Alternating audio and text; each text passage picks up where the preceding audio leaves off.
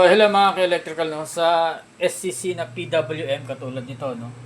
So pwede dito ang BMP ng solar panel mo ay 18 volts to 21 lang.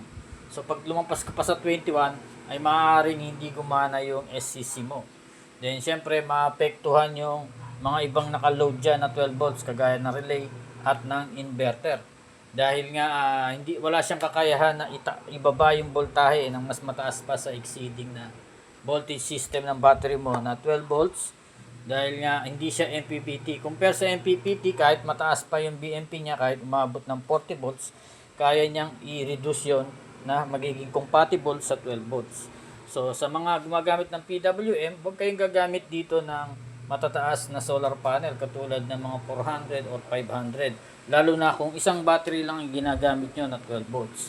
So maaaring masira yung SCC or mag-shutdown dahil may automatic shutdown to na pag mataas ay mag-o-off.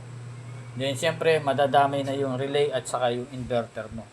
So kaya tingin-tingin muna at yung mismong BMP ay check nyo kung 18 or to 21 volts lang dapat.